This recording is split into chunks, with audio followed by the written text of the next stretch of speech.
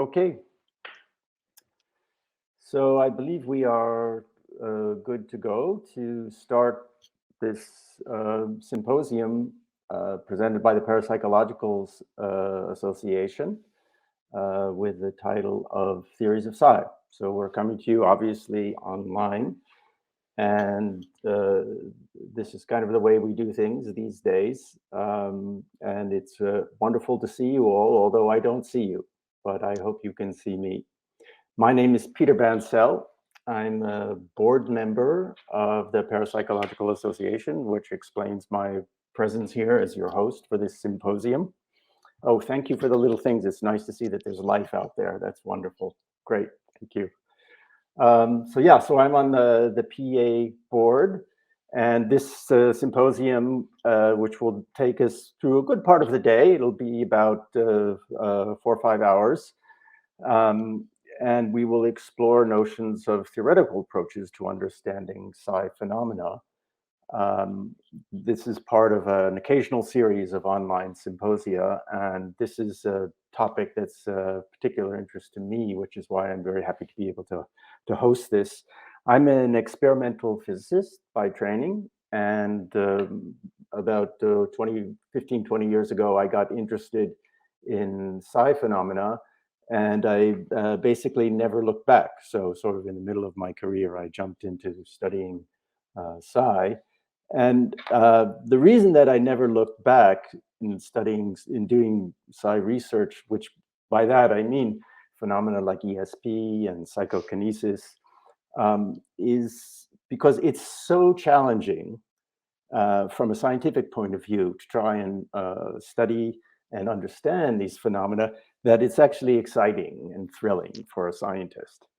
So it's not just a challenge to understand these things, but what's particularly interesting for me is that it forces us to look at what is science altogether. So that's part of the thrill of it, is that you get to actually, from my point of view, really understand whatever I understand of science. It came from the challenges of trying to understand and do research in psi phenomena, even more so than what I learned in school, in graduate school or whatever. So one of the questions that sort of is an underlying theme for this symposium is going to be, what is science altogether? And can you study and perhaps one day understand these phenomena from a scientific angle? And so it was a question of what is science, and then are we being scientific? I would like to start us off with just giving a very simple answer to the question of what is science. And for me, in a very simple way, science is experiential. It's about your experience. And there are basically two pieces to making an endeavor scientific. One is that you have to look carefully at things and observe the world around you with open eyes. Now, what we typically think of as scientific is actually the way you go about looking at things. So there's all kinds of elaborate methodologies and protocols and ways of doing experiments that are very, very carefully done. But basically, it's a way of just looking at the world. Right?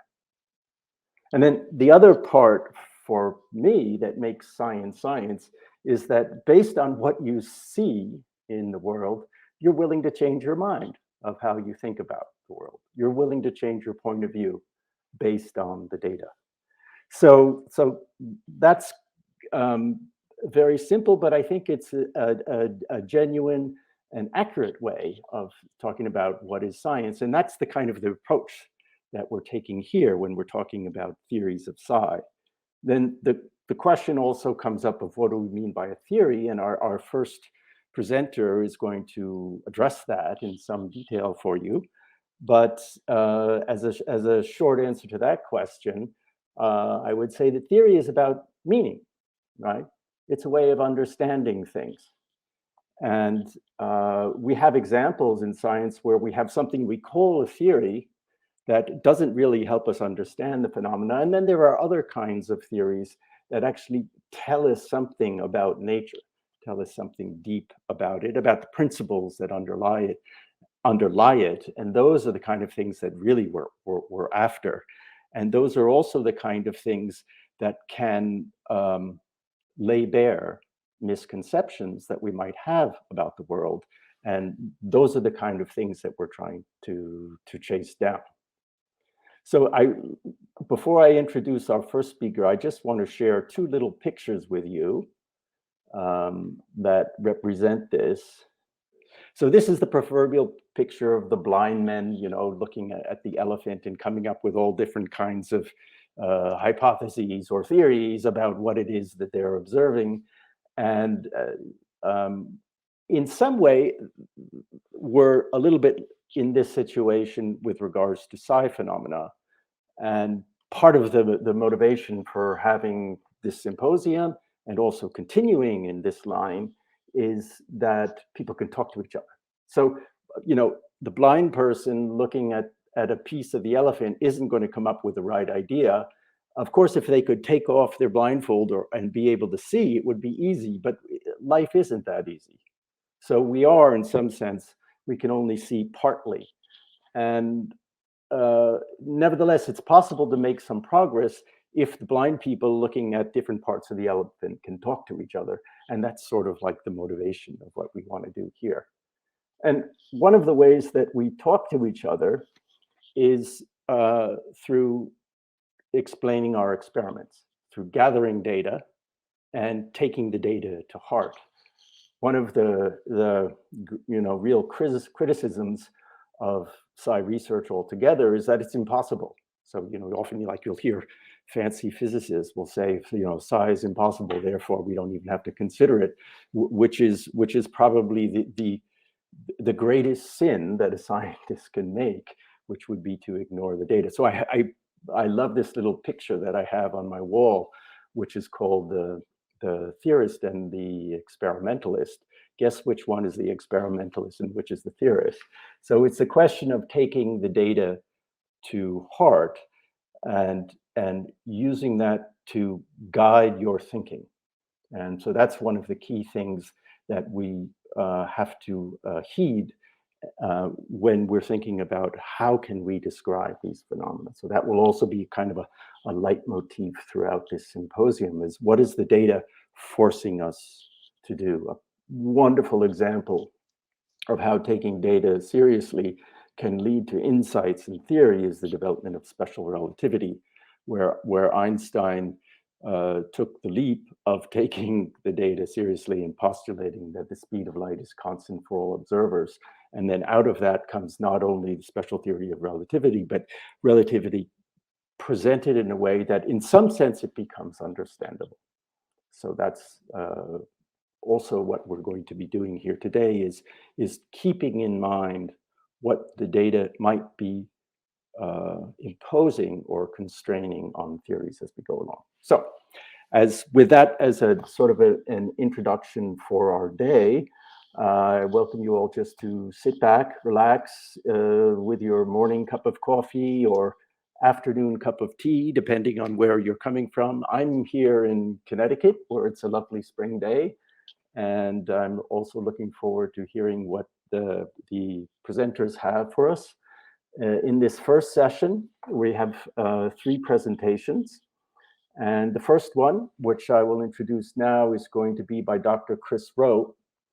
Dr. Rowe, he's a professor of psychology at the University of Northampton in the UK, and he's the director there of the Center for Psychology and Sociology. And this is a department that includes research on exceptional experiences and consciousness studies. Dr. Rowe got his PhD at the University of Edinburgh, and currently at Northampton, his research includes the psychology of anomalous experiences, which is AKA, also known as research into ESP and psychokinesis, but he also has a broad sort of bailiwick where he's interested in how people come to believe in paranormal phenomena and other questions, related questions that involve spirituality and well-being. So with that, I would like to invite Dr. Rowe to come up here on the stage. and present the first talk of the symposium, which is entitled, "What Do We Want from a Theory?" So Chris, if you would join us, thank you. Thanks, Peter. I was just waiting for you to exit the screen so I can share my screen. Yep, I'm trying to figure While out I'm how to doing do that, that. it's probably worth mentioning to folks that while I'm sharing the screen, I'm going to give my presentation in PowerPoint. I can't actually see the AirMeet platform. So if you do have any burning questions as we go along, please do put them in the chat. And I'm sure Peter or Ramses will notice those. And we can stop at any point and have a quick diversion if that's very useful. But there is a chunky piece of time at the end of this session for us to maybe discuss some of the ideas that we raise and see where we want to go with them through the rest of the day. Onto the talk, I want to begin by thanking Peter and Ramses for inviting me to be involved in this important symposium. My task is to set, fairly briefly, over about 25 minutes or so, the scene for today's talks by giving a general overview of what a theory is for, and thus what kinds of property we should be looking for a theory to count as promising. So as an endpoint for this session, I think what we'd hopefully have is some useful criteria that will help us to evaluate the various theoretical approaches that are going to be discussed through the rest of today, through the various sessions in this symposium. Now, as Peter just alluded to, sometimes it's claimed that parapsychology is actually devoid of theory. I think Reber and Alcock are fairly typical in that respect, if rather hubristic, more hubristic than most in their assertions about parapsychology. For example, in their American Psychologist paper responding to Etzel Cardenier's very careful synthesis of the body of experimental work that was published in American Psychologist in the previous edition, they chose to ignore completely the findings themselves on the grounds that they were impossible to accommodate within any coherent theoretical framework. They begin, and I quote, "Science is mechanistic. Reliable phenomena are viewed in the context of bridging principles that allow for the identification of the causal links for observed effects. When such mechanisms are absent from the discourse, the appropriate response is, and should be, skepticism or an existential agnosticism." And of course, when they come to consider parapsychology, they go on to say, "Within parapsychology, there are no causal mechanisms, nor have any been offered. There are no hypothesized processes or functions through which claimed effects can be understood to occur, other than some kind of vague and woolly eccentric speculations about quantum mechanics. Moreover, there's been virtually no discussion as to whether the variety of claimed effects have singular or multiple causal mechanisms, or why the purported findings lack coherency, which is implied rather than demonstrated. In contemporary parapsychology, one finds a crazy quilt set of effects that have no conceivable underlying foundation." Well, that sounds pretty grim, but is it a fair summary of the state of play in theoretical parapsychology? Of course not. Even a casual acquaintance with the literature shows that parapsychology is not devoid of theory. In fact, the reverse seems to be true. We have a proliferation of theories that have been proposed, but this too can have its own problems. To illustrate, what I've done here is list some general overviews of parapsychology to see how much space they devote to theory. So the first example here is Ramkrishna Rao's chapter in the Advances in Parapsychological Research series. This is volume 2, which was the first devoted to extrasensory perception. Volume 1 in that series is completely devoted to psychokinesis. It doesn't have a theory chapter, but it does have a chapter on, quote, implications for philosophy, which does allude particularly to the challenges of survival theories for current, at that time, philosophy. So Rao, in his chapter in the volume 2, he devotes 50 pages to overviewing the predominant theories in parapsychology, which he divides across physical theories, non-physical theories, and acausal theories, obviously in particular Jung's theory of synchronicity. The topic is revisited in volume 5. Doug Stokes devotes 120 pages in that volume to theory in parapsychology. He includes skeptical theories as a separate category, subdivides physical theories into theories of time and space, signal theories and non-local theories, and also includes neuropsychological theories as well as survival theories. I've listed the Irwin and Watt Introduction to Parapsychology book. That's the last edition in the series of introductions that Harvey Irwin produced. And even in an introductory book for students, there's a 14-page chapter that's devoted to theories in parapsychology. And it's divided across theories of psi mediation, theories of the experiential phase, so very much the two-stage model that was popularized certainly by Gertrude Schmeidler, for example. And also non-cybernetic theories, so theories that don't seem to involve information transfer or a process by which information is processed or assimilated, is taken into the system. Again, that last category primarily is to accommodate Jung's synchronicity theory, but also one of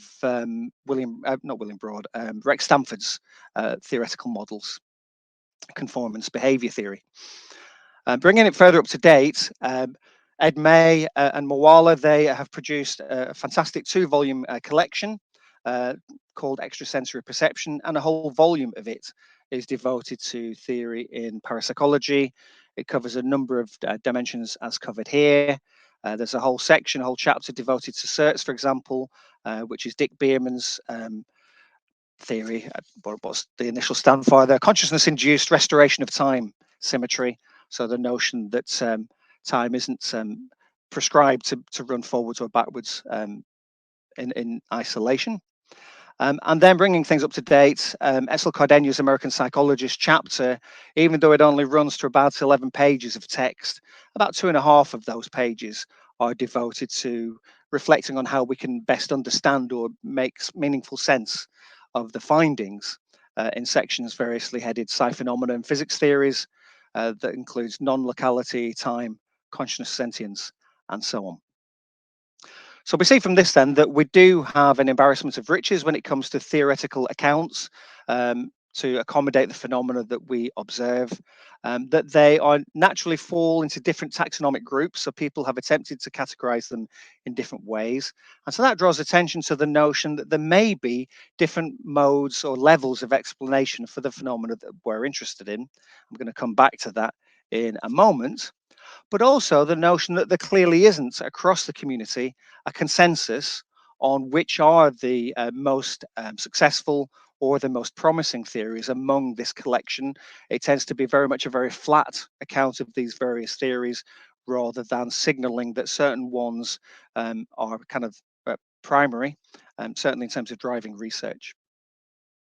And that lack of consensus, as I just hinted at, has a real consequence in terms of limiting the impact that theoretical work seems to have had upon actual practice. Because there's no consensus about which are the most promising theories, there seems to have been very little impact on research practices, perhaps with some notable exceptions. I'm thinking, for example, of Rex Stanford's PMIR work and the experimental tests of it that followed. And little of the research that's currently being conducted in parapsychology and is being published is set clearly within a particular theoretical framework. Even less seems to be designed explicitly to test or to compare theories. So I think there are issues and challenges here in the way in which we relate to theory. Okay. So let's look at the first of those observations I made, namely that a phenomenon may be explained in different ways. Traditionally, the sciences have been regarded as forming a hierarchy. I've placed physics at the bottom of this pyramid to reflect the perception that it's fundamental and that subsequent levels are thought to build on it, though just as often it's placed at the top to reflect its preeminent status. The schema acknowledges that different levels of explanation can be used when describing the same phenomenon. With a reductionist agenda, the assumption is that accounts given in a higher stratum can ultimately be reduced to simpler, more fundamental constructs found in a lower stratum. So, for example, that the chemical properties of water can ultimately be explained in terms of physical forces. However, the schema does at least implicitly acknowledge that there are different ways that we can legitimately answer a why or a how question, and that those answers might reflect completely different constructs or understandings. Indeed, the explanations are not necessarily translatable one to another. So Kuhn's notion of incommensurability comes to mind here. For example, because of the emergent properties at some levels, that they may not have corollaries in lower levels. And so there are features of a description or an explanation that cannot be translated because the resources don't actually exist at those other levels. Now, with near neighbours, it might be possible to make approximate meanings using other terms. So, on the boundary between chemistry and physics, the boundary between chemistry and biology, and so on. Um, but this becomes increasingly difficult as the distance grows. An explanation of the rite of marriage, for example, purely in terms of biochemistry, will be so meagre and sketchy that it's highly unlikely to satisfy a reasonable person as being an adequate account of that phenomenon. The important point here, then, is that notwithstanding the reductionist agenda, no explanation is more essential or more accurately or more closely describes reality. So that might be controversial with some who've come along today. But in my view, based on this hierarchy, there is a notion that you can have equivalent levels of explanation that simply describe the phenomena in different ways for different purposes. So rather than having an absolute rule by which we can evaluate theory, their value is determined by their fitness for purpose. Why are we asking for the explanation in the first place? And how are we likely to use the answer that we get? If we're asked why there's an elephant in our sitting room, it may be more helpful to look for an animal behavior explanation for help rather than one based in evolutionary theory. Okay. Now, on this basis, there are grounds for regarding explanations at the psychological level as having the greatest explanatory and predictive value for parapsychology, at least at the present moment. For example, the patterns we see in terms of statistical replication are much more characteristic of the social sciences than the natural sciences. Indeed, I've written often about the skeptical commentators' strategy of aligning parapsychology with the natural sciences so that they can exploit unfair expectations regarding things like replication on demand, simplistic lawfulness, and so on, that the fields simply cannot deliver. This variability, it seems to me, quite naturally reflects the effects of psychological variables on observed outcomes. Things like expectancy and personality effects that interact in complex ways with environmental factors that strongly suggest that we need to develop this kind of appreciation if we're to have any mastery of the phenomena in the laboratory. And by mastery here, I mean both ability to evince the phenomena under controlled conditions and also to be able to offer a coherent explanation for their occurrence. Unsurprisingly, then, I agree with Gertrude Schmeidler when she argues that the association between psi and psychology has been implicit since the founding of the SPR. And I concur with Jim Carpenter when he claims that most of parapsychology's more robust findings are psychological in nature. And it's these findings that most need to be understood and extended. And again, that may not reflect the emphasis of today in terms of the focus of for other speakers, but that seems to be the state of play that we currently have. And maybe an event like today can act as an impetus to shift that imbalance. Okay. So whatever level of explanation we're working at, what properties should a theory have? When deciding which theories are the most promising, it might be useful to remind ourselves of what a theory is actually for. So primarily a theory or model, and again, I think Peter alluded to this at the beginning, it offers us a way, often by analogy, to reduce a set of observations to a smaller, more manageable set of principles or properties. In that respect, it needs to be parsimonious in foregrounding essential features or relations and backgrounding peripheral ones. It should also account for or explain as wide a range as possible of observations that are believed to be occurrences of the phenomenon. And if it doesn't account for phenomena, it needs to present a plausible explanation for why those phenomena don't count as part of that class of phenomena. It's a concern if classes of phenomena that are believed to belong together cannot all be accommodated by a single explanation. Now, of course, that's not to say that we need to have that at the outset, but we need to recognize that maybe local or parochial theories need to look to build thereafter to expand or extend so that they do become more comprehensive over time. So that's a desirable goal, even if it might not be achievable in the short term. As well as having retrospective validity in accounting for existing observations, a good theory or model needs to demonstrate prospective validity by making new empirical predictions that can be tested. So it needs to be falsifiable. And following Popper, those predictions need to be non-trivial. perhaps even unlikely or implausible before the theory had originally suggested them. And this leads quite neatly to the next property that suggested a theory should encourage us to think about our phenomena in new ways, drawing attention to neglected or even unanticipated properties of psi. So it's desirable for it to be surprising in some ways.